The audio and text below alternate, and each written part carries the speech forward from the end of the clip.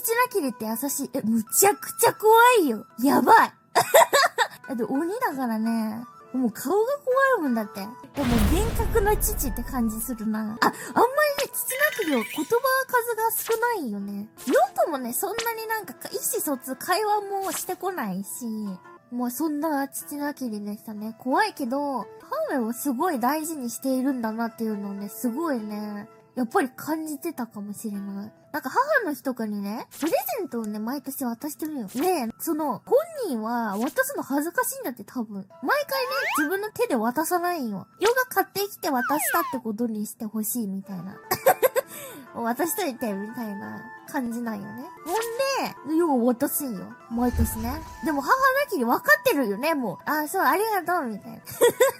あ、そうかな、人見知りみたいなとこ、父なきりから来てんのかな。そう、夫婦円満で。二人が仲良くてね、よね、別になんか、たまにほったらかしいだったけどね。厳しく育てられたのにどうしてこうなった。おいなんでだ